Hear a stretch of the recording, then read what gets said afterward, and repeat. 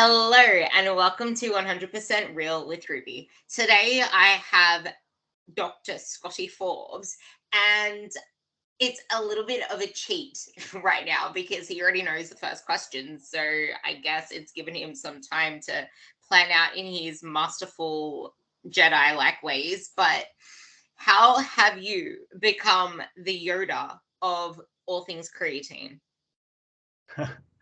Yeah, so you sent me that question earlier, and it's actually maybe a little bit challenging to answer, but I think I've just been really lucky. So I started studying creatine when I was a master's student, and my master supervisor was Dr. Phil Chillibeck, who's been running creatine studies since the 1990s. And then I also connected with Dr. Darren Kandow, who's published more creatine studies than anyone else in the world, and basically became good friends with him and continued collaborations up until this point. And yeah, we've published a lot of papers on creatine. One of the most recent ones that you published on creatine has come in terms of actually touching on things outside of just body composition. So that's something that we will also be touching on in here because a lot of people are now realizing that their health matters and that their brain health is really important when it comes to aging. And what's the whole point of living until you're 80, 90 if you're frail, if you're weak, if your brain isn't working the way that you would really like it to work? Isn't that right? Yeah, absolutely. I think as we age, there's kind of two things that are really important to us. One is to maintain our function, so our physical health, but the other thing is to maintain our mental health or our cognitive function. So those are kind of two things that are really important, especially as you start to age. So, when it comes to body composition, because I know that a lot of people listening to this want to change their body, they want to lose fat, to get toned. And a big component of fat loss is, well, to get toned really, is to actually build the muscle. And I guess a question that comes with it is, should I take creatine for fat loss? Should I take creatine if I just want to lean up? Maybe you can answer that question a little bit better for us. Yeah, for sure. So there's definitely some really big hitters when you're trying to lose weight and particularly lose fat mass. But in that situation, if you're in a caloric deficit, so that's one of the kind of essential things that you have to do to lose weight, is trying to maintain as much muscle mass or preserve the muscle mass that you have as much as possible. And there's different strategies. One is for sure resistance training, so lifting weights. Number two is consuming a higher protein intake than probably what you do on a normal basis. And then there's other things that can help as well. And one of them is creatine. And so we know that creatine is well established to enhance resistance training adaptations. So you can get bigger and stronger muscles if you take creatine.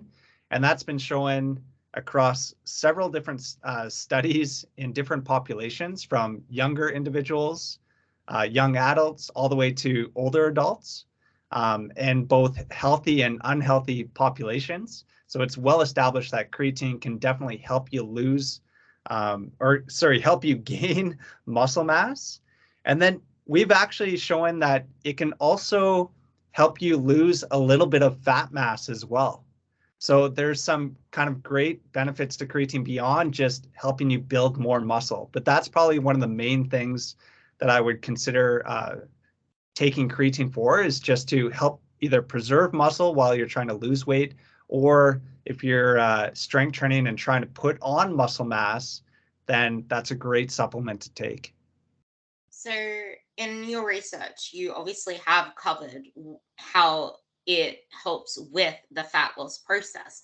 But within that, you've been able to put together not only supplemental interventions, but nutritional and exercise interventions that lead to, I guess, a more toned, if that's the word that people want to use, physique. And you can actually gain strength without the presence of muscle gain, but also a bigger muscle leads to more strength potential, which allows us to get stronger, which then allows us to build more muscle. And in order to get that body composition, obviously, that we want, we need a lot more muscle mass. Obviously, a calorie deficit helps with the fat loss process. So, where exactly does creatine fit into that equation? Well, I think it could fit into that equation in multiple aspects. So if you're trying to gain more muscle or strength, it could be of benefit. And then it could also help you if you're in a caloric deficit and trying to lose weight. Creatine could be a benefit to help preserve the muscle that you have. So I think it could be a benefit in kind of both those situations, whether you're trying to gain weight and gain muscle or you're trying to lose weight. I think creatine could be a great supplement. And we've actually done what's known as a systematic review and meta-analysis. So we combined all the studies that have been published in the literature, looking at creatine combined with exercise on fat mass loss. And what we found was a small effect, but it was heading in the direction that we wanted it to, is that those that took creatine lost about a half a kilogram more fat mass compared to those that took a placebo and just performed exercise. So it's heading in that positive direction. It's not a big effect. It's not going to have a huge effect on fat mass loss compared to just caloric restriction and proper exercise. But at least it's a supplement that can help with that, and perhaps over the long term could be of benefit.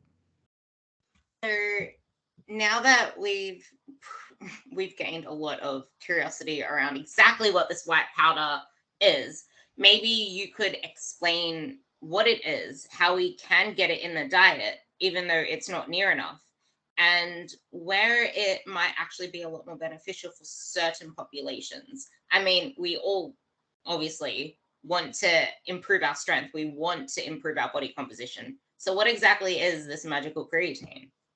Yeah, so creatine's actually just made up of 3 amino acids. So amino acids are the building blocks of protein.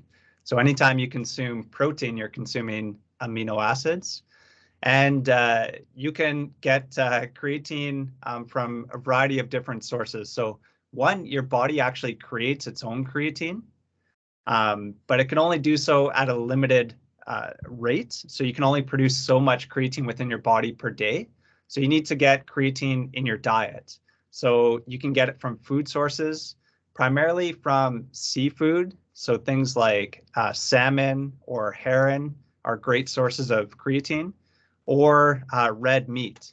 So those are kind of the different options that you can get within the diet.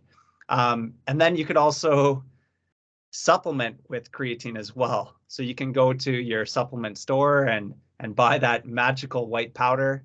And what we know is that even in individuals that consume fish and consume red meat, for example, they can still benefit from creatine supplementation. So it's very hard to get enough creatine in your diet to completely saturate your muscles with creatine. So what we know is that if you supplement with creatine, you get about a 20% increase in the amount of creatine within your muscles. So, with people that actually, I'll let you answer that question. Who are people that could benefit a lot more from creatine supplementation? Because I know in one of your research papers you said it can actually be considered an essential nutrient for certain circumstances. Yeah, for sure. So I think vegans or vegetarians that aren't consuming those food sources that contain a high amount of creatine could really benefit from creatine supplementation. And that's been shown in the literature as well. So there's some great research from Dr. Darren Burke and Dr. Darren Kandow that looked at vegetarians versus omnivores in response to creatine supplementation. And they showed that vegetarians respond a lot better to creatine supplementation than those that consume creatine in their diet, so omnivores. And so there's definitely certain populations that could benefit from creatine supplementation more than others. What would you say about those that are reaching their 40s, their 50s, and beyond? Yeah, so that's another population that can definitely benefit from creatine. So traditionally, creatine has been thought to just be like a bodybuilding supplement for younger individuals. And what we know is that creatine can be of great benefit as you age, particularly to help maintain muscle mass, strength, and functionality. But we also know that creatine can also impact bone health as well. So you mentioned brain health earlier, but bone health is really important. We know that as you age, you tend to lose bone strength. And if you fall, you can have a fracture and things like that. So you want to build as much bone strength as possible, particularly when you're younger. But even in your 40s or 50s, it's possible to improve your bone strength, particularly with creatine supplementation and exercise. So, how exactly is it that this white powder that seems inert when you look at it can do such amazing benefits to the bone? What is the mechanism behind that? Yeah, there's actually kind of two different mechanisms. So one is like an indirect mechanism. So we know that creatine can help you build muscle and strength, and those muscles are attached to tendons, which are attached to the bones. And so if you pull on those muscles and you create more force on those muscles, that's going to stress the bone. And over time, that could lead to positive bone adaptations. So that's kind of one mechanism where creatine could actually impact bone. And then there's also a direct effect. So we have these specific cells within our bones. They're called osteoblasts, and those are the bone forming cells. And we know that in cell culture models, if you put creatine on those osteoblasts, it can increase the activity of those osteoblasts. So creatine can have a direct effect on enhancing bone, and it could also have an indirect through enhancing muscle and muscle strength and creating stress and positive adaptations on the bone over time. This I want to use as an opportunity to really highlight why muscle is more than just like something that you want to put on to look good. So the indirect effect of actually training your muscle has such a positive impact on bone health.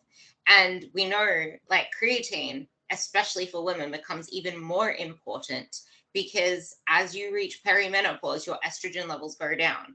Estrogen is bone protective. If you do not have sufficient, I would even argue if you're on the pill, it would be really beneficial because oral contraception suppresses your natural production of estrogen. And the estrogen you get within a synthetic pill is literally just that, it's the synthetic form. So creatine can really help with maintaining the bone structure. Obviously, resistant training does that for you, but why not enhance the effects?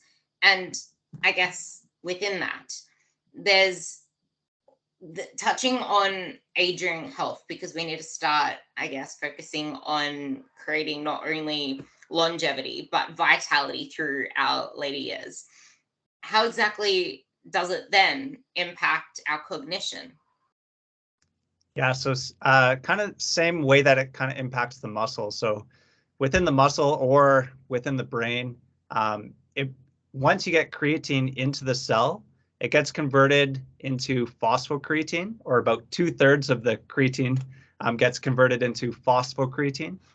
And phosphocreatine can be broken down into ATP, which is the energy currency within the cells, very rapidly. So if you provide your brain with more energy, or you provide your muscles with more energy, that could be of benefit. But creatine does a lot of other things as well. It acts as an antioxidant. It has anti-inflammatory effects. And all those kind of things can lead to positive adaptations, both at the muscle level and at the brain level. This isn't just something that you just swipe off because you're so focused on fat loss. They come hand in hand. And that's something a lot of people need to realize as well because strength training in itself, I'm sure you did a study on how exercise also improves cognitive function. Yes. Yeah, we did. Well, we did a review looking at in individuals with dementia. So even though they've been diagnosed with dementia, we found that exercise has a positive effect on reducing the loss of cognition in that population. So exercise is the most powerful thing that you can do. So if you have a choice between creatine and exercise, I would definitely select exercise. But creatine combined with exercise can have a positive impact. And there has been studies looking at the combined effects of creatine and exercise, and has shown improvements in cognition. It's really important when you view exercise and when you view your diet, you view it through two different lenses. There's the lens of reducing body fat and the lens of increasing muscle and strength. And they are things at first which can be done simultaneously, but as you get more advanced, you're going to have to bias one over the other if you want more beneficial effects. But the purpose of training should always be to build muscle. You don't train to lose fat. That's where the diet comes in. And this is especially, yes, this is especially where creatine comes in as a really powerful supplement to up the game. And I guess we can kind of bring in a few of the other C's as well, like caffeine and carbs. We already know protein. Protein, you listened to the podcast with Alan Aragon a few podcasts ago. You listened to the podcast with Luke Lehman a few podcasts before that. Protein, we know, is the most important macronutrient. It is literally essential. You cannot store protein unless you want to kind of say you store it in your muscles, but that doesn't really work because you don't really say you store bricks in a house, but the house is made of bricks. That's kind of the same way that protein is. So protein is essential. We know that, but there are other components of your diet that aren't given a lot of spotlight. And yes, there are non-responders. I'll let you touch on that as well. But performance and the ability to train harder and for longer and to do more high quality work is what gets the best body composition outcomes in the end. You do not want weight loss. You want fat loss. You want a lean, toned, defined body. So how can creatine help with that with the other anabolics that we mentioned? Yeah, so I want to just kind of touch on what you just mentioned first. So it's really important to not just focus on the scale and to focus on body composition changes. And prior to a couple of years ago, I actually thought it was impossible to gain muscle and lose fat at the same time. But there was a study done by Dr. Stu Phillips. He's a Canadian researcher from McMaster University. And they actually looked at high protein versus low protein group. But they also made the individuals do a huge amount of exercise. So they had to resistance train. They had to perform interval training. They had to do over 10,000 steps a day. So they were doing all this exercise. And what they showed was that in both groups, they actually cut their calories by 40%. So they're consuming 40% less calories than what they're normally consuming. And of course, if you're consuming less calories, you're going to lose weight. And both groups actually lost the same amount of weight. So if you looked at just the scale, you would say that, okay, these conditions, the high protein group or the low protein group, they're the exact same from a weight loss perspective. But when you look at body composition, they were different. And so that's super, super important. So the high protein group, they're actually consuming 2.4 grams of protein per kilogram of body weight per day, whereas the low protein group was consuming 1.2 grams per kilogram of body weight per day, which is higher than the RDA, which is 0.8 grams per kilogram per day. So even the low protein group was consuming a decent amount of protein, but the high protein group was able to gain muscle while losing weight, and the high protein group actually lost more fat mass as well. So I think that was pretty cool. But I think important with that study was that it was very, very intense what they did, and I don't think it's actually sustainable over a long period of time. So I believe that study was only 4 weeks in duration. So it was a relatively short study. And yeah, it was really intense, like a 40% reduction in their calories. The amount of training that they're doing was ridiculous when you actually read the study. And yeah, so I think when you look at that study from a practical standpoint, I'm not too sure how useful it is over the long term, but it was very useful to show that disconnect between weight loss and body composition changes. I really want to highlight that because that's super important. You mentioned the actual application and how effective it is in the real life population. And if you scroll Facebook groups, which I find myself doing a lot, people are so fixated on their own narrative, their own fears of fat gain, their own fears of whatever it is. They try to find every little loophole to build muscle and lose fat at the same time. But they're still struggling with the motivation, with the consistency, with the, am I doing this right? My glutes won't grow. Why am I doing this wrong? Because they keep trying to do the same thing because people say it's possible. They show a photo of someone that looks like they built more muscle, but they look leaner. And it's like, yeah, you just revealed the muscle that you built before, or you were really heavy before. So you obviously had muscle mass to carry that, and you just lost fat, which revealed that. You're just making it like it's possible as a newbie. But as you get more advanced into that programming, you're going to need to pick a side if you want to actually see changes that keep you motivated. Because if you're not feeling like you're progressing, you're going to stagnate. So don't look at these studies that say it's possible when they got their protein on check.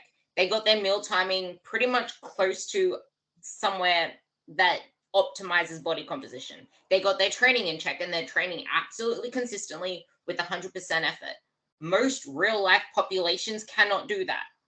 So I'll let you talk about the anabolics plus if you want to touch on that. Yeah, absolutely. So that's definitely a great point. And yeah, if you read that study, it's when I first read it, I was like, whoa, that's wild. And I was wondering how many people actually dropped out of the study, but they had no dropouts in the study, which is absolutely incredible.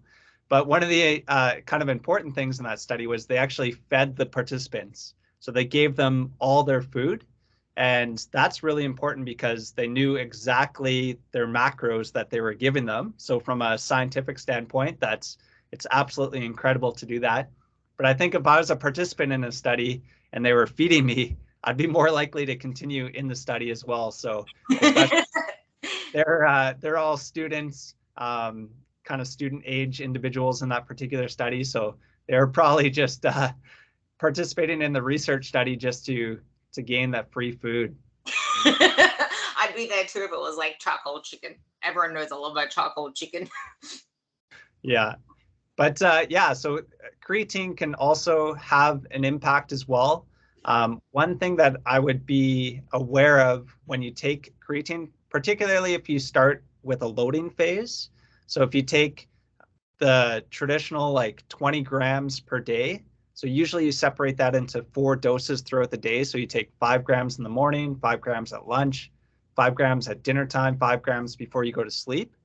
You do that for 5 to 7 days, you can saturate your muscles with creatine.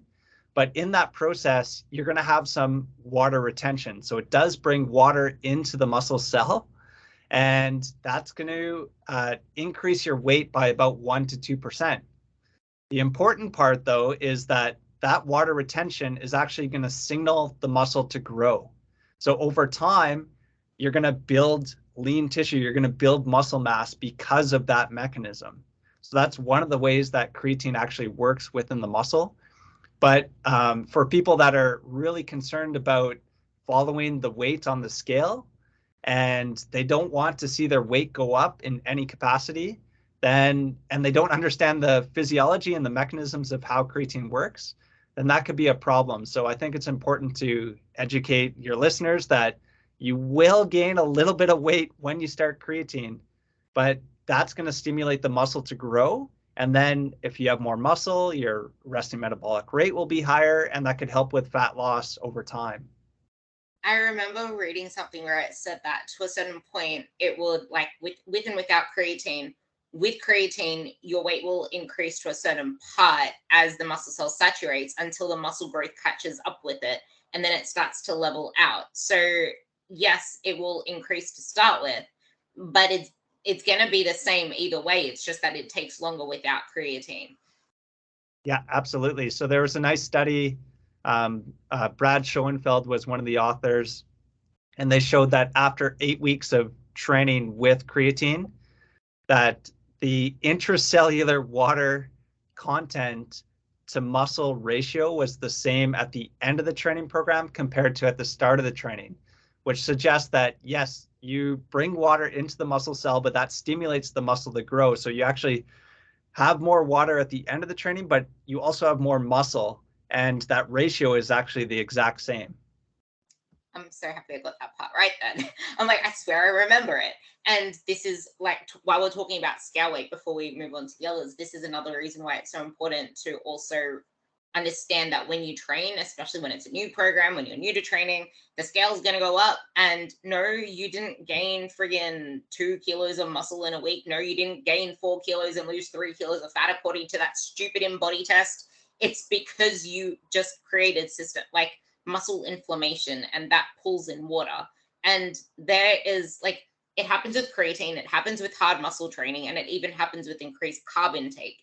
You're expanding the muscle cell. That is weight. It is not fat. And because I just mentioned carbs, we can talk about how carbs and creatine and caffeine, if you want to, all together create the anabolic triple C. Yeah, so for sure, combining creatine with carbohydrates could be a benefit. So at the muscle level, there's creatine transporters, and those creatine transporters are more active or beneficial when there's insulin present. And one way to stimulate insulin is with carbohydrates. And so if you take carbohydrates with creatine, you can actually get more creatine into your muscle. So that could be a benefit, particularly during the loading phase of creatine supplementation. But we also know that it could also help to bring more carbohydrates into the muscle as well. So they both kind of work together. And if you have more carbohydrates in the muscle and more creatine, essentially you have more energy within the muscle. So you could exercise at a higher capacity. You could train a little bit harder when you take creatine and carbohydrates together. So the third C that you mentioned was caffeine. And there's actually a very small amount of research to suggest that combining creatine and caffeine may not be the best. And so there's only one training study, and it was done by Dr. Darren Kando, and I got to collaborate on that particular study. And we showed that if you took creatine and resistance trained, you increased your knee extensor muscle thickness, so your quads got bigger. But if you took creatine and caffeine, it lessened that effect of training. And so we think that there might be a negative interaction, but it was a relatively small study. So we got stopped because of COVID. And so we had a small sample size. So we need to do kind of a bigger study combining creatine and caffeine to see if there's that negative synergistic effect. So that's the only training study that I'm aware of. So if you are really concerned about taking creatine and caffeine at the same time, I would suggest to take caffeine before you exercise and creatine after you exercise. I'm actually really curious when you do that study again, if you actually get feedback from the people doing it on whether it's because of the gastric distress, because that's kind of what I was trying to figure out why that would happen, because I've never really found that to be a detriment to myself, but I don't get gastric distress. And I know a lot of people that when they take coffee, they get the shits, so to speak. So it's like they get the gastric distress there. And then because there's the gastric, this can also touch on another myth that we hear. Creatine causes a lot of gastric distress with a lot of people who, if you look at the majority of the population, they kind of live in a dehydrated state as it is. So when you pair dehydration with coffee, with creatine, gastric distress, shitty training session, kind of with the pun as well. So maybe you can talk about that myth and how to offset bloating as well.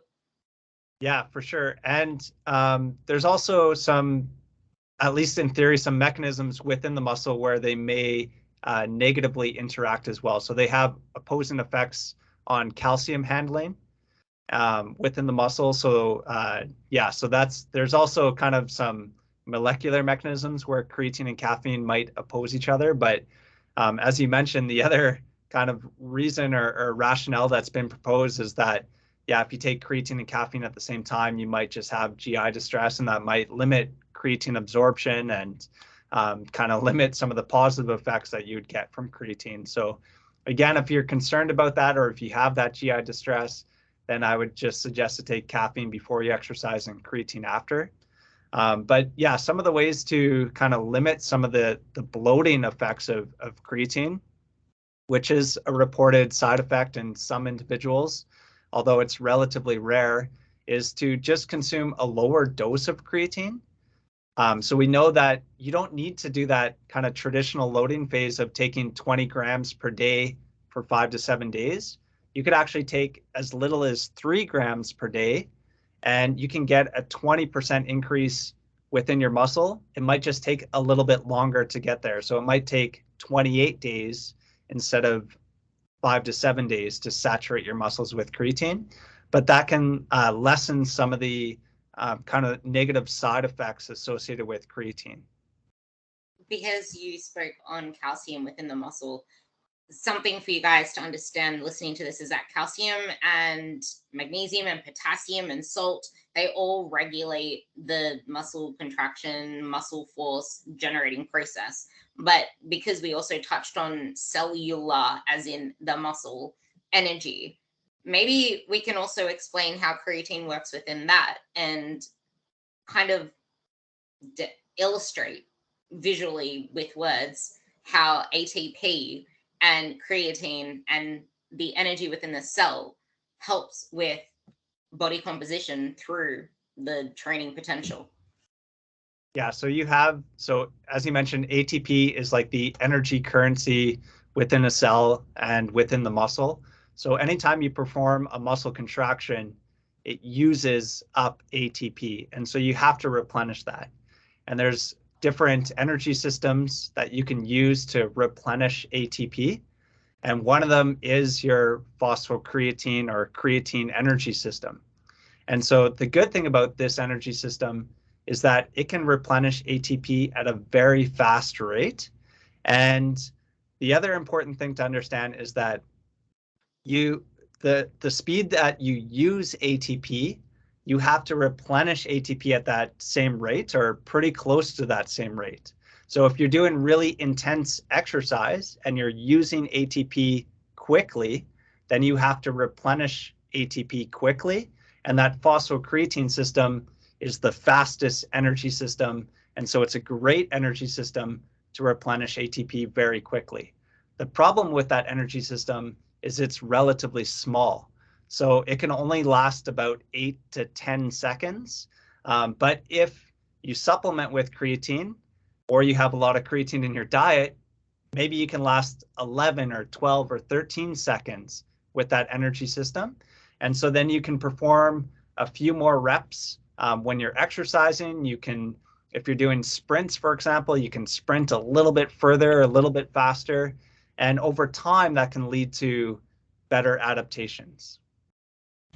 Something you just said there kind of reminds me of the aging population, something that attributes to a lot of deaths or mortality is risk of falls. And that usually comes with a loss of our type 2 muscle fibers, because a lot of them turn into type 1 as we get older, and type 1 are the ones that are more like aerobic, which is exactly why resistance training as you age is a lot more important than going for a run, because you're already more biased to those type of muscle fibers. So that maybe you can emphasize why creatine can really be beneficial in that regard as well.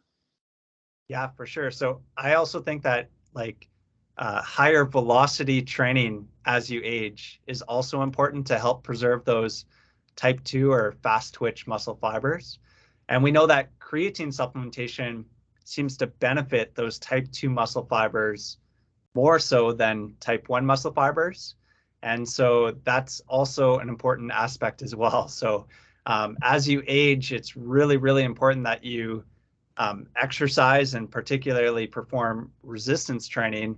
But if you also take creatine, that can help those muscle fibers perform optimally, and maybe you'll be less likely to fall. And yeah, you'll just be stronger, faster, and more functional as you age. That's probably something that people need to start thinking of sooner rather than later, because as we know, people just want to chase fat loss over and over again, and the way they go about chasing fat loss isn't conducive to muscle gain and strength gain and preventing all of these, I guess, trends towards sarcopenic obesity, which is something that we touched on with Al and Aragon as well. So I guess also with that, it'd be really important to ask the question, because females, pregnancy, creatine in kids, where can creatine come in? I would start off at pregnancy actually. Yeah, so creatine can be of benefit during pregnancy, but that's based off of animal models. So there's very limited human research looking at creatine in pregnancy. So we need more data to kind of really recommend creatine during pregnancy or during breastfeeding. But I think in theory it could have a positive effect based off animal models. It looks promising, but I get that question all the time. Can you take creatine when you're breastfeeding, or if I'm pregnant, can I continue to take creatine? And my recommendation right now is just there's not enough evidence to strongly support it, but based off animal models, it looks like it can have a positive effect. We know that creatine could be of benefit for children as well and adolescents. So it can enhance exercise performance. And there's a growing body of literature to show kind of the benefits of creatine supplementation in children. But again, I kind of look at it from kind of two different ways. One is just like my own kind of personal opinion about kids taking supplements. And I'm not too sure I totally agree with that, even though this is one of the kind of safest supplements and there is evidence to show it can be of benefit. I think it's important for kids to focus on just eating fruits and vegetables, getting regular sleep, and exercising regularly with good trainers. I think that's more important than focusing on supplements. And I feel like supplements can distract them. So that's kind of my personal opinion on that. But from a scientific standpoint, creatine is safe and it is effective in that population. So now I want to talk about a few more myths. We already spoke kind of about the loading, and there's also people treat it kind of like I know you do it this way too, but I know people kind of treat it like a steroid in that they need to go off it and then come off it and then cycle it. But the way that I see that is it's going to only skew with what you see on the scale even more, because you're gonna end up with water bloat and then no water bloat and then water bloat, and then like it's more beneficial to have a consistent supply of it. Maybe you can talk about anything around cycling creatine. Yeah, absolutely. So you do not have to cycle on and off creatine. And some people will say that it slows down your endogenous production of creatine, but that's not true. So there's no actual evidence of that in humans, that it actually slows down your endogenous production. So that's not something to worry about. And so you can take creatine every single day, and there's been studies up to 5 years in duration, and they're perfectly fine. So they're not going to have any damage to their kidneys and their liver. It's going to be perfectly fine, and they'll get all those benefits of creatine. Speaking about liver and kidneys and such, a lot of people freak the hell out. I know they freak out when they get their ALT, and AST back after doing a hard training session, and then they try to keep it to themselves, try to figure it out themselves, and then they finally let you know, and it's like, that's fine, you trained before, like, you're not going to die. But then there's people that come, oh my God, my doctor is so concerned my creatinine is high. What do I do? Yeah, so creatine is non-enzymatically degraded into creatinine. And creatinine has been used as a marker of kidney dysfunction. So if your creatinine levels are high, then that means that your kidneys are not functioning properly. But that's in a normal situation. And if you're taking creatine, your creatinine levels may be elevated, but that does not indicate that your kidneys are damaged in any way. So the way I kind of explain it is, like, if you use resting heart rate, we know that if you're really trained, particularly if you do a lot of aerobic exercise or cardio, then your resting heart rate is going to be lower. So if you go into a doctor's office or to an exercise science lab and they measure your resting heart rate and your heart rate is elevated, they might say, whoa, why is your resting heart rate so high? But if they didn't take into account that you just did exercise, then they would come to the wrong conclusion. They would say, well, your resting heart rate is high. You must, have a bad heart. You need to go see your doctor or look after that. But if you just did exercise, then that explains why your heart rate is so high, and that's not really a bad thing to actually happen. That's a good response that your exercise stimulated your heart rate. Same thing with creatine. So if you're taking creatine, your creatinine levels will be high. That's completely normal. And that should be taken into account when they actually look at your creatinine levels. I absolutely love analogies. So that one there is perfect. And one more thing before we talk about the non-exercise benefits a little bit more, just so people realize that this isn't just for people that want to up their game. Anyone can benefit from creatine. Endurance athletes and other athletes. We've already emphasized the muscle retention part, but maybe you can emphasize why it's even more important in these type of people. Yeah, for sure. So there's been a couple of recent reviews suggesting that creatine has either no effect or perhaps a detrimental effect on endurance performance or VO2 max. So VO2 max is the amount of oxygen that your body can take in, transport, and utilize. And that's kind of been like this gold standard laboratory test that people can do for endurance athletes. But I think when you actually look at the literature, I see a different picture. So I see that when you perform endurance exercise, that creatine can help reduce some of the muscle damage. So you get less muscle damage if you take creatine.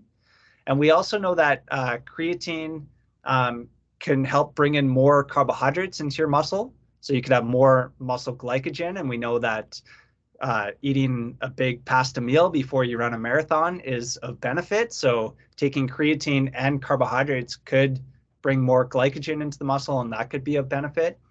And we also know that creatine could be of benefit when you're performing bursts of activity. So if you're in a race and somebody changes pace or you come up to a big hill that you have to sprint up, that's where creatine could really have a benefit. So most of the studies right now have looked at creatine and endurance performance in a laboratory setting where they put them on a treadmill or a bike and they ask them to go at a certain pace. But in reality, if you look at most endurance events, there's a change in pace, there's finishing kicks, there's different terrain, and that's where I think creatine could be of great importance.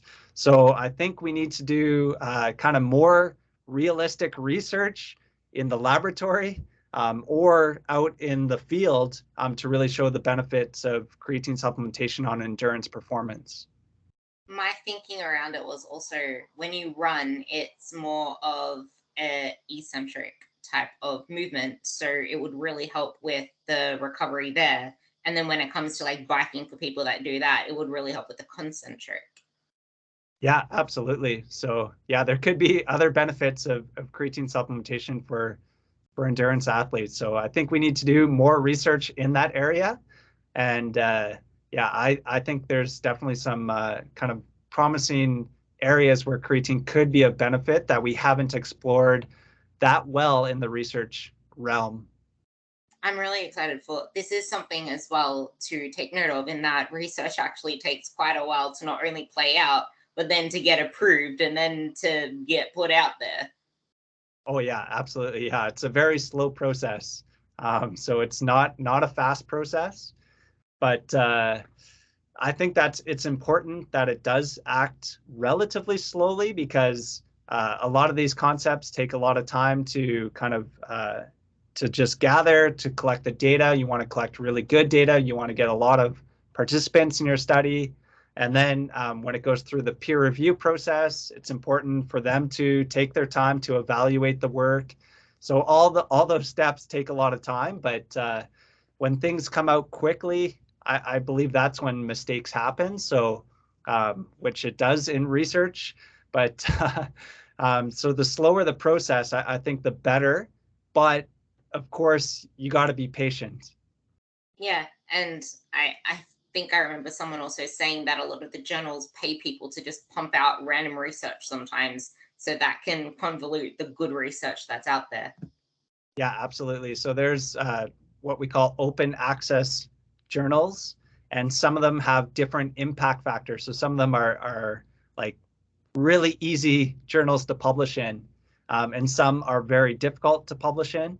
And so I think it's important to know the difference between those journals. But as kind of the general public, it could be very confusing because a journal could be really crappy but sound really good.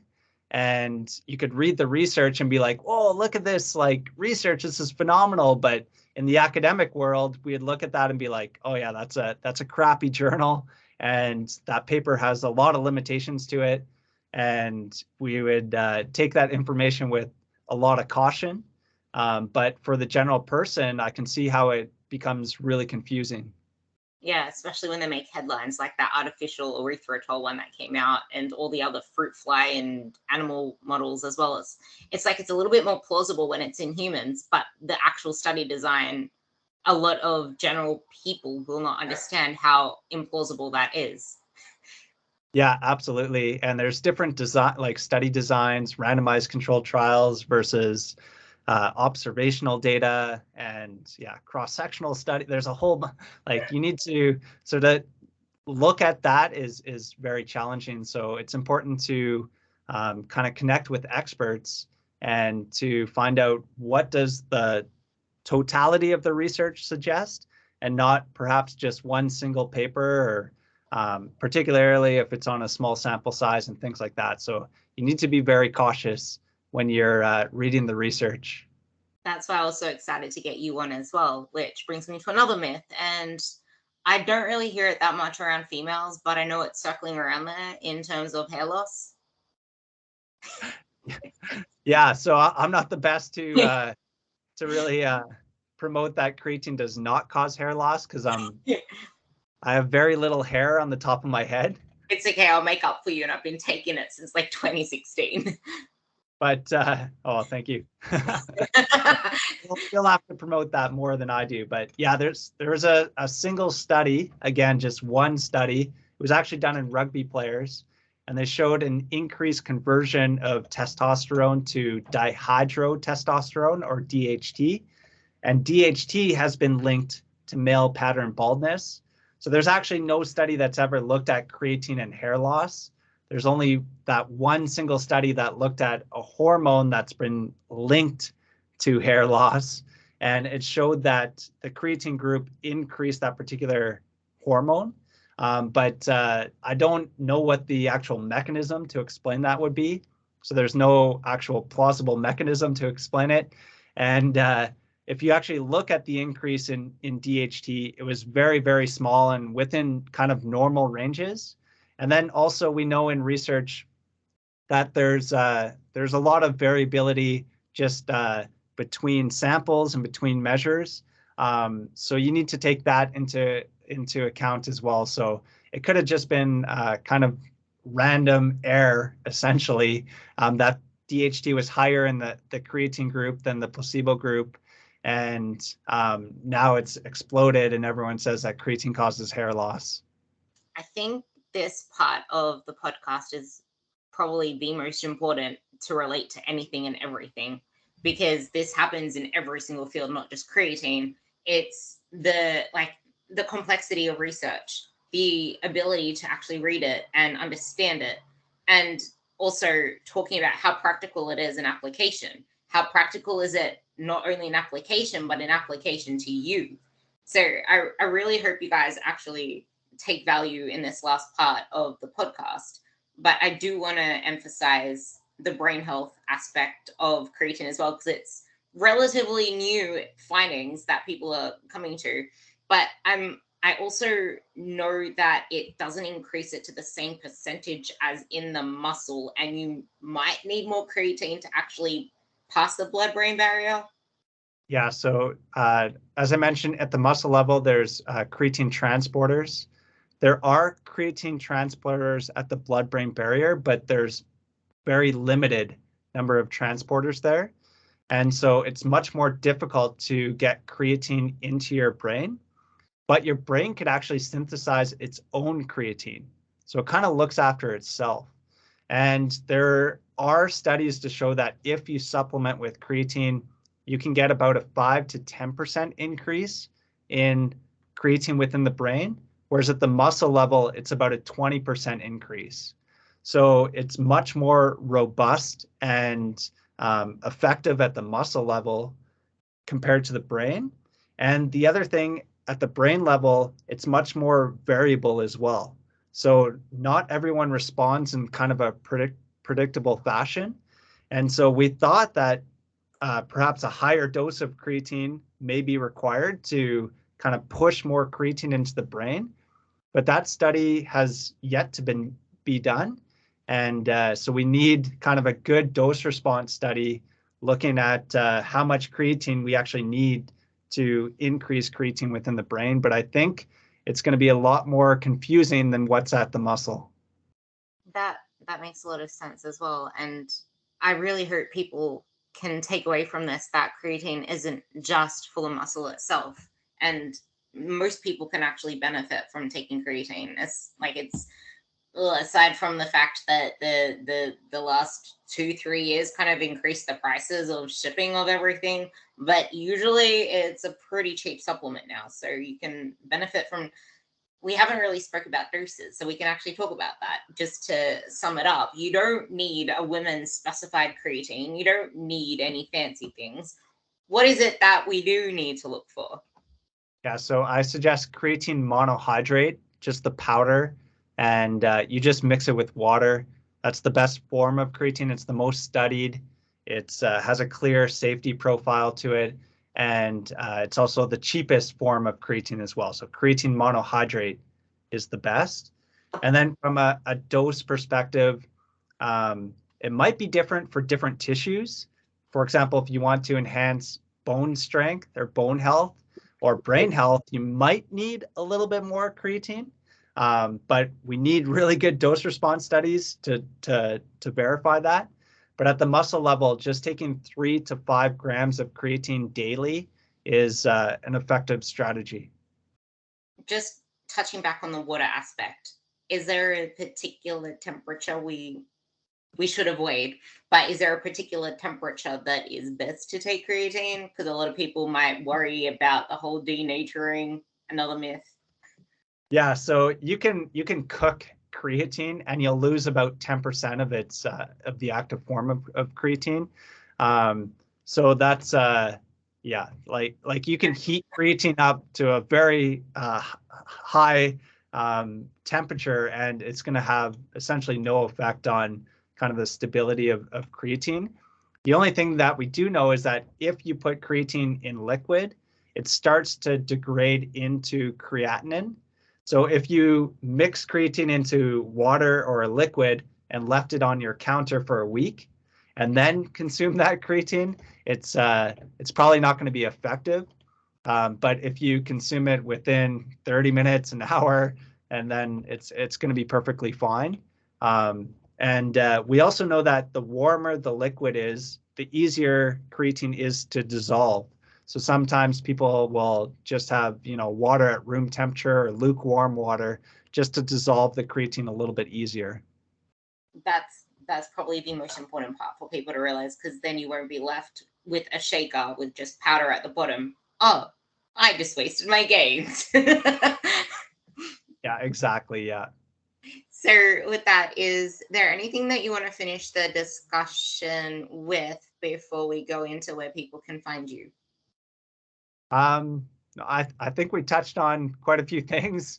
So yeah, so I would suggest creatine monohydrate is the best. There's benefits of taking creatine combined with resistance training to enhance muscle and bone health. And then if you don't resistance train, there is some potential benefits of creatine on your brain, so that might be a consideration. Creatine can help you gain lean tissue or muscle mass, and it might actually help you lose a little bit of fat mass as well, which is pretty cool. And I think important for people to understand that it's going to kind of do both those things. And yeah, the other thing that we've answered relatively recently is when's the best time to take creatine. And we know that taking creatine close to your exercise session is of benefit, but whether you take it before, during, or after training, it actually makes no difference. My dog's crying. So yeah, that was actually something that I used to say before, in that you have to take it after for the best effect. But it is actually something that, with more and more research, we are realizing these things, and that's kind of good for people to realize, because it's not like if you missed your window, kind of like the whole anabolic debunking. You can take it whatever time you want. No need to worry about timing or anything. Yeah, absolutely. So with that, where can people find you the most active, and where can people find anything more about you? So probably the best is on Instagram. So Scott_Forbes_PhD. I know it's kind of complicated, but that's probably the best place to find me. You can actually type in Dr. Creatine on Instagram in the search bar, and you'll find him. Even though I do have to start nudging you to change the doctor to Yoda, just for bigger effect. But yeah, is there anywhere else where people can? I would actually suggest, if you want to hear him more, type in Scott Forbes into your podcast player, and you can hear him talking more on creatine. There's quite a few really good ones in there as well. I think that covers everything. Yeah, absolutely. Perfect. So with that, if you guys have any more questions whatsoever on creatine, on building muscle, on whether it's right for you or not, just message either one of us. And if this benefited you, share it to someone who's kind of skeptical about creatine, and kind of clear the air for them as well. Otherwise, let us know if you enjoyed this podcast, and you will hear me in a week. Thank you.